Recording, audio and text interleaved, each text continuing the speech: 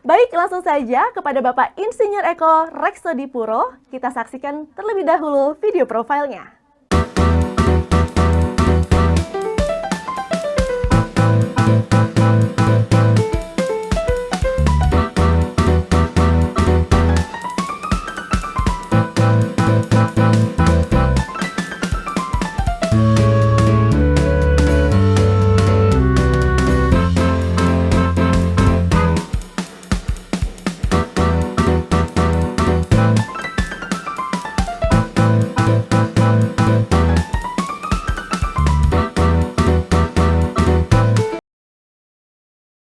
Selamat siang, Mbak Sandy. Sudah terdengar suara saya? Siang Bapak, Halo. sudah terdengar Ya, dengan sangat clear. ya. Yang pertama, nama saya Reksodipuro, bukan Reksodipura. Tadi video profilnya masih pakai A. Saya orang Jawa, bukan orang Sunda. Baik, selamat Siap siang. Bapak. Assalamualaikum warahmatullahi wabarakatuh. Para pejuang muda, para pemirsa, para peserta. Yang terhormat Presiden Indonesia Road Safety Partnership, Ibu Dr. Eli Sinaga. Terima kasih atas kesempatannya. Kemudian Bapak Rektor ITL Trisakti, Bapak Dr. Insinyur Cuk Sukardiman, Bapak Insinyur Muhammad Rizal Wasal, Bapak-bapak, para panelis, Pak Wildan, Pak Barata, ya, ada Pak Luki, kemudian ada Pak Iskandar dari Myros. Luar biasa paparannya, semua ilmu sudah dibagi, ya. Begitu banyak permasalahan di road safety, ya. Kali ini para pejuang muda mungkin terlalu banyak dengerin paparan, ya. Mungkin sedikit stretching dulu biar nggak penuh kepalanya, ya. Ambil minum dulu sedikit. Ya. Lumayan ini sudah hampir berapa 2 jam mungkin dengerin paparan semua. Ya. Mudah-mudahan masih ada tempat untuk prinsip literatur prosedur keselamatan jalan. Ya. Lanjut aja Mas. Next. Ya. Ini data semua nggak perlu dibacakan satu-satu. Ya. Semua sudah menyebutkan kelompok umur 15 sampai 39 korbannya adalah 49,7%, data Korlantas. Kemudian bus dan truk itu adalah nomor 2 sudah sepeda motor. Tapi yang menarik di sini pada tahun 2020 57,7% korban kecelakaan itu semua diakibatkan oleh kemampuan dasar. 59,4% kecelakaan, tipe kecelakaannya adalah tabrak depan-depan, tabrak depan belakang, atau di persimpangan. Ini semua membuktikan atau mereferensikan bahwa kecelakaan itu terjadi karena tidak optimal dari kemampuan dasar penggunanya sendiri. Ya. Kemudian di jalan tol Jasa Marga Group, dari kecelakaan yang terjadi itu 46,43% melibatkan bus dan truk. Padahal volumenya hanya 10%. Jadi ini odol sangat luar biasa perannya untuk kecelakaan di jalan tol. Next, Mas. Kita sering mendengar istilah safety, defensive, eco. Ada yang mengklaim bahwa defensive lebih baik dari safety, bahwa eco itu lebih baik dari defensive. Menurut saya kita nggak perlu terlalu pusing dengan istilah ya, karena safety atau defensive yang paling penting adalah untuk keselamatan kita bersama. Dan kita bicara road safety, kita bukan hanya bicara pengendara motor, pengendara mobil, tapi kita juga berbicara mengenai pengguna jalan lain yang tidak menggunakan kendaraan bermotor ataupun pejalan kaki. Yang terpenting untuk kita semua adalah keselamatan bersama. 3 faktor sudah selalu disebutkan. Pengguna jalan, silahkan dibaca. Masalahnya, tidak ada pendidikan formal mengenai road safety. Kedua, kondisi kita tidak selalu prima. Ketiga, tujuan sangat beragam. Kemudian faktor kendaraan tidak bermotor, kendaraan bermotor, dan lain sebagainya. Masalahnya adalah kondisi sama, tidak prima. Tidak prima karena siapa? Karena tidak pernah diperiksa, tidak pernah dirawat. Ya, mau berangkat langsung jalan. naik motor nggak pernah ngecek segala macam, ya. Langsung pergi. Odol juga menjadi suatu masalah. Kemudian jalan kelengkapan dan kelengkapannya. Di Indonesia memang menjadi suatu masalah, ya. Tapi apapun itu yang terjadi, untuk road safety kita tidak perlu menyalahkan siapa yang salah, siapa yang benar. Yang penting kita selamat.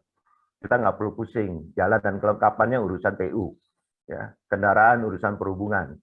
Kita bisa melakukan apa yang bisa kita lakukan. Jadi lakukanlah yang bisa dan perlu kita lakukan, bukan yang ingin dilakukan. Nah, ketiga faktor ini perlu berkomunikasi. Berkomunikasi dengan apa? Dengan bahasa universal. Melalui apa? Komunikasi nonverbal, yaitu rambu, marka, warna, bentuk, lampu, positioning, dan lain sebagainya. Di jalan kita nggak akan bisa menggunakan komunikasi verbal. Kita perlu memberitahu kepada pengguna jalan lainnya bahwa kita akan kemana. Jadi paling penting adalah di dalam keselamatan di jalan raya, kita perlu dilihat. Pastikan kita dilihat oleh pengguna jalan yang lain. Baru kita melihat. Ya. Umumnya orang melihat dulu baru dilihat. Ya. Road safety adalah sesuatu yang sangat berisiko. Kemungkinan terlibat dalam kecelakaan selalu tinggi dan ada. Tidak tergantung seberapa ahlinya kita. Kita yang sebagai instruktur pun atau yang sudah berpengalaman pun tetap mempunyai kemungkinan untuk terlibat di dalam kecelakaan. Misal tidak fokus, kurang tidur, dan lain sebagainya. Next slide. Ini soal kendaraan, ya. Kendaraan yang penting adalah kita tahu ya banyak problem di Indonesia itu kendaraan menjadi status ya, bukan menjadi alat transportasi. Jadi makanya di dalam kota belinya SUV, ya. Padahal bisa city car. Kemudian mampunya beli city car dipakainya antar kota. Ini menjadi suatu permasalahan. Ya. Kemudian ada jenis-jenis truk yang perlu diketahui untuk nanti ya. Kemudian di bawahnya ada ABS, ABS, brake, ada fine lighting, apapun itu namanya safety feature ya. Yang penting buat kita kalau untuk kendaraan, pertama, kendaraan itu harus dirawat, bawa ke ATPM, servis rutin. Kedua, sebelum jalan kita periksa, paling utama diperiksa ban. Ketiga, untuk motor, wajib helm, full face kalau bisa. Ya. WHO sudah mensyaratkan full face, tapi kondisi di Indonesia ya mungkin terlalu berat untuk full face ya, karena menyangkut biaya. Kemudian untuk pengguna kendaraan roda 4, paling penting safety belt. Safety belt dipakai untuk semua penumpang, bukan hanya penumpang depan. Pertama harus perlu diperhatikan safety belt tidak boleh melintang di leher. Ya. Ini akan sangat membahayakan, khususnya untuk anak-anak kecil. Yang selanjutnya adalah headrest. Headrest itu bukan tempat istirahat. Headrest itu untuk head restraint, menjaga leher tidak patah. Silahkan dibaca nanti materinya, begitu cara pakai headrestnya. Kemudian kalau soal jalan, nggak usah pusing-pusing. Kita memang ada jalan kelas 1, 2, dan lain sebagainya. Ada barrier, ada apa. Yang paling penting kita harus perlu bisa membaca rambu. Silakan PR buat para pejuang muda, itu ada 3 rambu. Ya, segitiga terbalik, dan stop. Ya. Silakan di-challenge sendiri apa arti 3 rambu itu. Ya. Kemudian tadi disinggung juga ada oversteer dan understeer. Ya. Oversteer dan understeer itu biasanya untuk kendaraan roda 4. Ya. Kalau untuk motor yang ada overshoot atau slide. Ya. Ini biasa terjadi di tikungan dan tergantung kepada super elevasi. Ya. Overshoot itu bisa terjadi untuk kendaraan apapun, baik mesin depan, mesin belakang. Tapi lebih banyak terjadi pada kendaraan berpenggerak roda depan. Ya. Oversteer adalah kendaraan berpenggerak roda belakang. Kalau understeer umumnya terjadi di kendaraan berpenggerak roda depan. Sekarang sedan-sedan semua berpenggerak roda depan. Next one. Oke, ini kemampuan dasar ya para pengguna jalan. Apa sih kemampuan dasar? Kemampuan perseptual, motor utama, dan kognitif tanpa berpikir. Road safety tidak bisa berpikir. Road safety harus refleks. Road safety adalah bukan tindakan. Ya. Safety bukan tindakan. Safety adalah kebiasaan. Ini prosesnya. Ada informasi dikenali oleh mata kita, dipersepsi, kemudian di cognition dari memori kita, kemudian kita memutuskan akan melakukan apa. Ya, ini. Nah, kemampuan dasar ini sangat membutuhkan yang namanya vision skill. Apa sih vision skill itu? Vision skill itu keterampilan gerakan mata, kontrol gerakan mata, kerjasama mata, kemampuan melihat gerakan di kejauhan dan di yang dekat, istilahnya konvergensi, divergensi, akomodasi khusus, fokus. Jadi bisa fokus yang jauh, bisa fokus yang dekat secara bergantian. Ini tidak bisa dihafal, ini perlu dilatih. Ya, persepsi dan kesadaran kedalaman penglihatan antara kecepatan, waktu, dan ruang ini kita perlu. Jadi kita tidak terjadi seperti yang tadi diputar videonya oleh Pak Iskandar, ya, mobil berhenti ditabrak oleh motor. Kemudian ada integrasi visual motorik. Ya. Jadi visual dan integrasi motorik ini sangat diperlukan oleh pengendara sepeda motor. Karena sepeda motor tidak hanya tangan dan kaki, tapi posisi badan, keseimbangan, dan sebagainya ini yang perlu dilakukan. Ya. Vision skill ini bisa dilatih tanpa harus di jalan raya, ya. Melalui permainan, melalui olahraga, dan lain sebagainya. Next, Mas. Ini prosesnya. Orang membutuhkan 1 detik untuk persepsi dan 1 detik untuk membuat keputusan. Jadi 2 detik. Untuk kecepatan 60, 2 detik itu adalah 33 meter. Ya. Tanpa berbuat apa-apa. Jadi setelah traveling 33 meter, baru dapat bertindak. Untuk 120 berarti 2 kalinya. Nah, ini terkait dengan jarak mengikuti dan jarak berhenti. Ya. Jarak berhenti, kalau 60 misalnya adalah 60 meter, kalau 120 bukan berarti 120 meter. Bisa menjadi 150 meter. Semua ini tergantung waktu persepsi dan waktu reaksi kita. Ya, karena apa? Setiap orang kemampuan berbeda, kondisi fisik berbeda, tekanan sosial berbeda, ada gangguan, ada alkohol, ada narkoba, ada masa lalu, dan lain sebagainya. Ya. Nah, banyak pejuang muda akan bangga kalau bisa berkecepatan tinggi. Ini bahayanya. Kecepatan tinggi ini tidak mudah untuk mata kita. Ya. Untuk kecepatan di atas 100 km per jam akan terjadi tunnel vision namanya. Ya. Pandangan akan menyempit, fokus hilang, overinformasi, reaksi lambat, hingga blackout. Untuk pengendara sepeda motor di atas 100 km per jam ada tambahan hambatan lain, yaitu angin. Angin ini tidak sederhana. Angin di sepeda motor ini sangat mengganggu. Kalau tidak biasa, tidak bisa. Oleh karena itu, kita perlu ya, membiasakan. Drive your eyes. Jadi gerakan mata Anda ke arah, melihat ke arah yang akan kita pergi. Jangan melihat ke arah yang tidak akan kita pergi. Ya. Road safety intinya adalah jarak penglihatan, waktu, dan ruang. Jadi kita harus melihat jauh, berapa waktu kita terkait kecepatan, berapa ruang yang tersedia di antaranya. Next, Mas. Silakan lanjut. Nah, oke, ini ada 3 faktor manusia pada keselamatan jalan raya. Ya. Ada faktor kognitif, ada faktor eksesif, ada faktor sensori motor.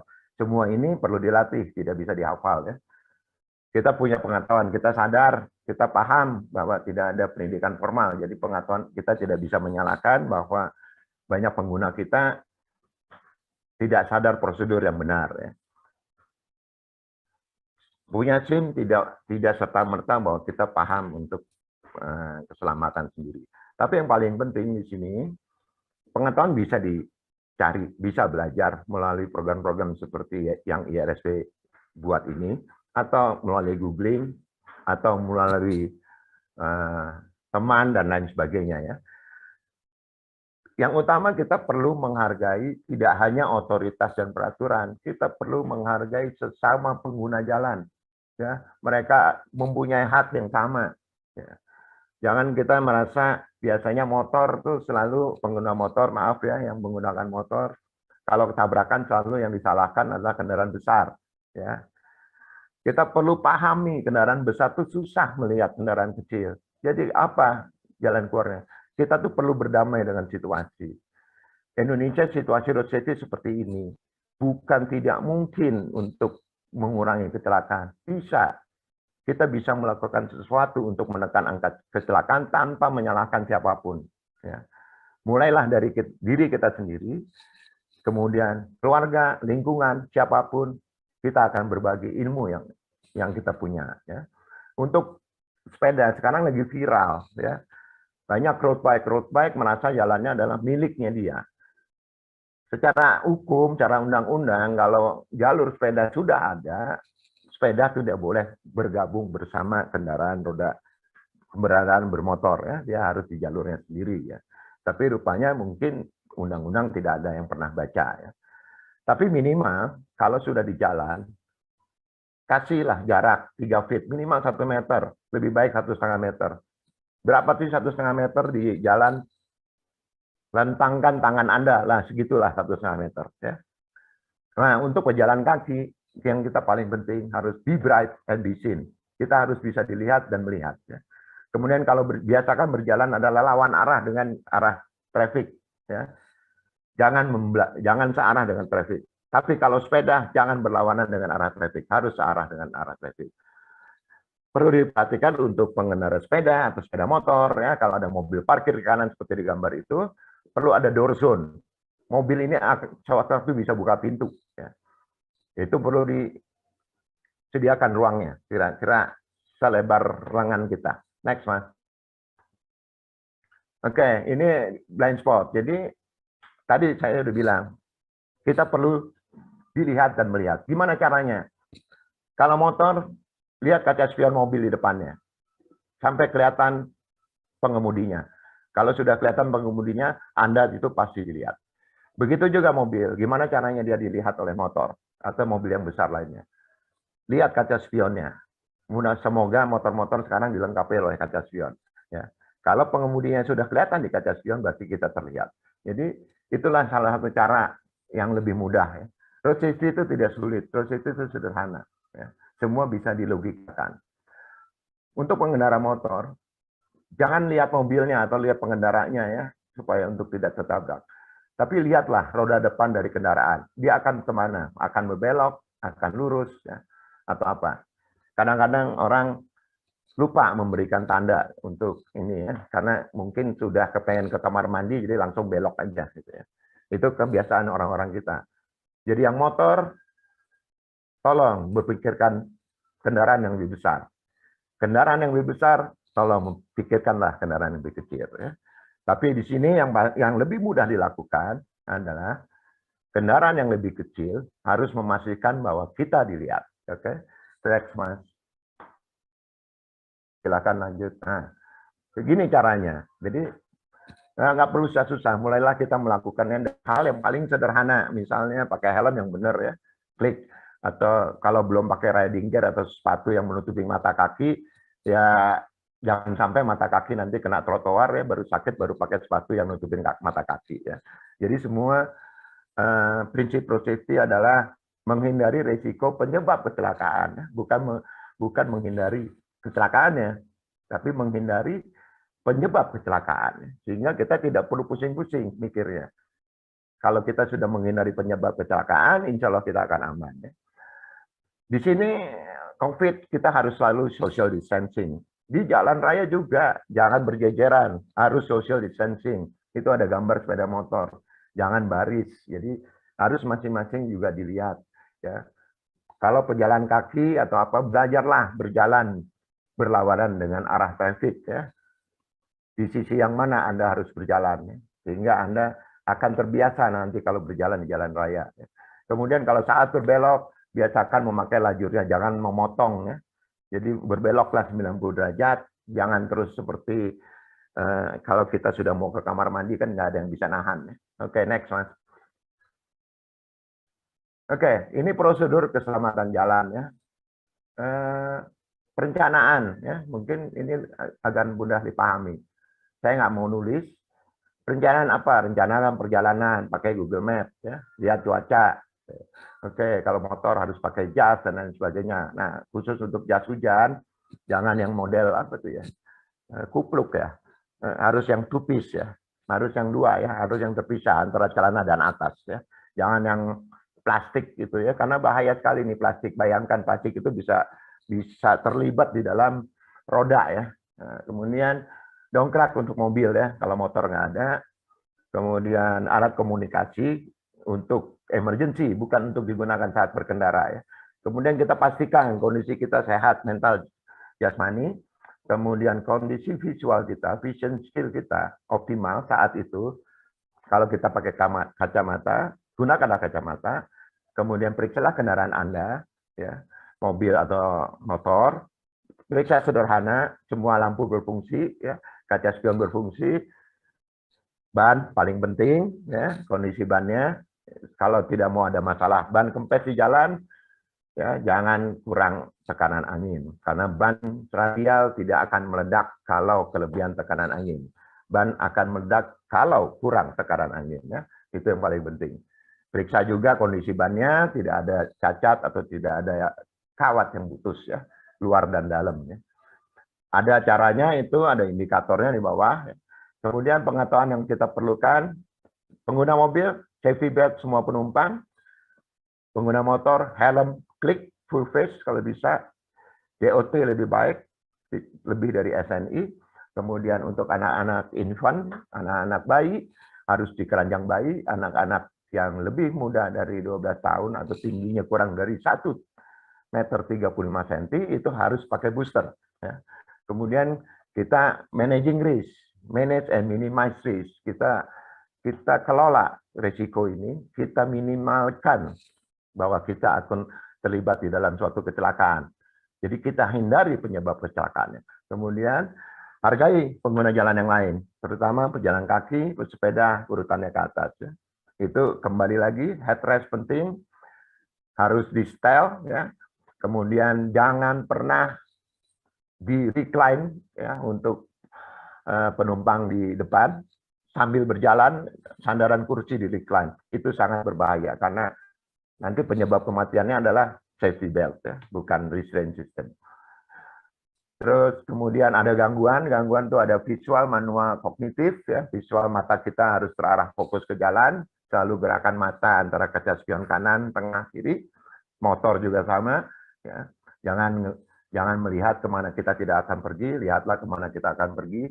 Kemudian manual, jangan makan, merokok, minum, ya.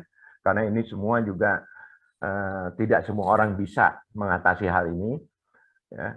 Kemudian ada kognitif dari pembicaraan, dari pikiran, dari masalah dan lain-lain, ya.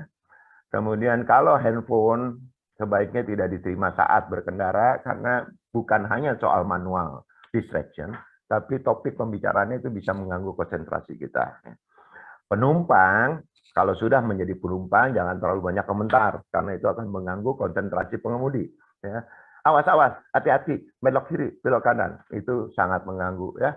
Itu biasanya perempuan-perempuan begitu. Hati-hati, itu ada motor, ya, gitu. Oke, next, saya kira sih kayaknya udah selesai nih. Oh, belum, konklusinya, ya. Oke. 1, kemungkinan terlibat untuk kecelakaan selalu ada, jalan tinggi, tidak tergantung seberapa ahlinya kita. Kurangi risiko fatalitas kecelakaan dengan menghindari situasi darurat dan penyebab kecelakaan. Kemudian keselamatan itu perlu dilatih, tidak cukup memahaminya saja. Keselamatan adalah kebiasaan, bukan tindakan. Cedera karena kecelakaan lalu lintas bisa dihindari. Selalu berpikir jauh ke depan dan selalu siap terhadap apapun juga yang mungkin terjadi. Jadi kita mulailah sekarang. Tidak menyalahkan motor kita remblong atau mobil kita remblong atau pengendara lain yang salah atau kita salahkan ini jalur maut, ya. Jangan road safety jangan digabungkan dengan supranatural, ya, beda-beda. Jadi kalau ada kucing nyebrang, ya, biasanya orang kita adalah ngerem dan membanting setir. Ini sangat bertentangan dengan prinsip keselamatan, prinsip road safety, prinsip safety driving, prinsip defensive driving. Ngerem aja, lurus, tidak boleh membanting, ya, karena tidak semua orang punya kemampuan yang sama, ya. Kemudian jangan terlalu mengandalkan engine brake, ya, karena tidak semua kendaraan punya engine brake, ya. Jadi kita perlu beradaptasi dengan kendaraannya, ya.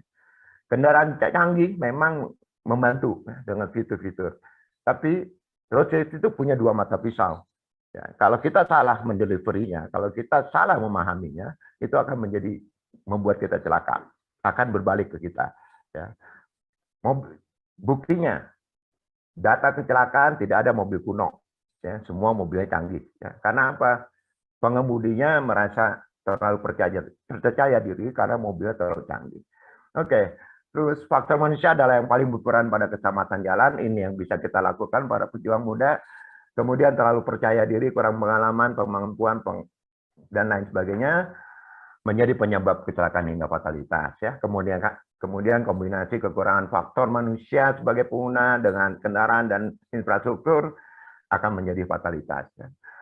Tadi vehicle safety technology sudah saya sebutkan, pelatihan pengemudi seperti ini, webinar dan segala macam infrastruktur yang dapat menurunkan fatalitas. Insya Allah kita bisa mencapai cita-cita Bu Eli untuk menurunkan angka kecelakaan kita. Paling tidak kita sudah berbuat. Saya kira sudah selesai ini di ujung. Next. Iya. Terima kasih para pejuang muda, Bapak-bapak, Ibu sekalian. Salam pejuang muda keselamatan. Ya. Mudah-mudahan dapat bermanfaat. Apabila ada yang kurang, silakan itu ada sosial media saya. Tinggal ditanya kapan saja. Ya. Wassalamualaikum warahmatullahi wabarakatuh. Dari para sahabat pejuang muda yang ditujukan kepada Bapak Eko, pertanyaannya adalah instruktur safety riding atau driving umumnya adalah mantan pembalap. Apakah ada hubungannya keterampilan sebagai pembalap dengan keselamatan jalan? Silakan kepada Bapak Eko Reksodipuro, kami persilakan jawabannya. Terima kasih Mbak Sandy. Yang pertama, saya mantan pembalap. Ya. Untuk pindah ke road safety, saya perlu waktu merubah paradigma. Ya. Jadi ada perbedaan yang signifikan antara pembalap dengan keselamatan di jalan raya secara umum.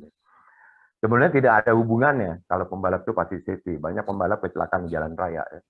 Mereka bisa aman di jalur sirkuit ya, karena tidak ada pengguna jalan lain, semua searah, nggak ada kucing nyebrang, nggak ada pedagang nyebrang, nggak ada orang nyebrang.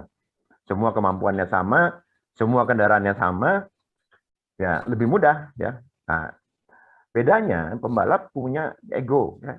Pasti punya ego. Kita ikut balapan tuh pasti harus menang. Ya. Nah, merubah ego ini saya perlu waktu kurang lebih 2 tahun saya untuk merubah paradigma. Saya berhenti dulu aktivitas sebagai atlet, saya belajar lagi road safety berapa kali, saya belajar lagi defensive driving, baru saya paham. Beberapa memang ada skill yang berhubungan ya, antara lain pembalap mempunyai vision skill yang baik. Mereka bisa melihat dengan kecepatan tinggi, tapi itu kan tidak diperlukan di jalan raya. Ya. Kita cukup bisa melihat dengan kecepatan 100 km per jam sudah cukup. Ya. Nggak usah lebih-lebih ya. Kemudian kalau pembalap itu tergantung umur. Kalau keselamatan di jalan raya itu semua umur. Ya. Jadi nggak ada hubungannya dan tidak perlu harus membalap untuk menjadi ahli road safety. Semua orang bisa. Sahabat para pejuang bisa. Semua keselamatan adalah milik bersama. Ya. Bisa dipelajari dan mudah. Tidak perlu keahlian yang khusus. Jadi saya selalu membahasakan kita tidak perlu keterampilan khusus untuk selamat di jalan.